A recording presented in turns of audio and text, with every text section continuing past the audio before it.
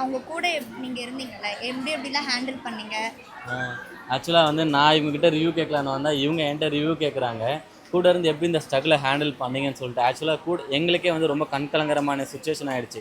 ஒரு பொண்ணுக்கு அதுவும் இந்த வயசில் ட்ரை பண்ணி முன்னேறணும்னு வர பொண்ணுக்கு இவ்வளோ ஸ்ட்ரகிள்ஸ் வந்து கண்டிப்பாக வரக்கூடாது.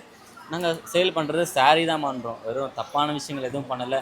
இதுக்கு இவ்வளோ அடி மேலே அடி அடி மேலே அடி வந்து வரணும் அப்படின்றது எங்களுக்கே ரொம்ப ஷாக்கிங்காக இருக்குது, கஷ்டமாக இருக்குது. இது எந்த விதத்தில் எப்படி வந்து என்ன விஷயத்தை வச்சு அட்டாக் நடக்குதுன்றது எங்களுக்கே ரொம்ப கஷ்டமாக இருந்தது. என்ன பண்ணுறதுன்னு தெரியாமல் நாங்களும் ரொம்ப முடிஞ்ச வரைக்கும் 4 நாளாக கஷ்டப்பட்டு போராடினோம். கடைசியில் அந்த போராட்டத்துக்கு ஒரு விடிவு காலமாக இந்த 2 நாள் எங்களுக்கு வந்து காமாக போயிட்டுருக்க மாதிரி ஒரு சுச்சுவேஷன் அமைஞ்சிருக்கு. நீங்க ஆனா ப்ரௌடா ஃபீல் பண்ணோம் உங்களுக்கு. நீங்க வந்து அண்ணாவும் சரி, நீங்களுமே சரி ரொம்ப சப்போர்ட்டா இருந்தீங்க. பார்த்தோம் வீடியோ, எல்லா வீடியோவும் பார்த்துட்டு தான் இருந்தோம். நல்லா சப்போர்ட் பண்ணீங்க. கலெக்ஷன்ஸுமே எல்லாமே சூப்பரா இருக்கு.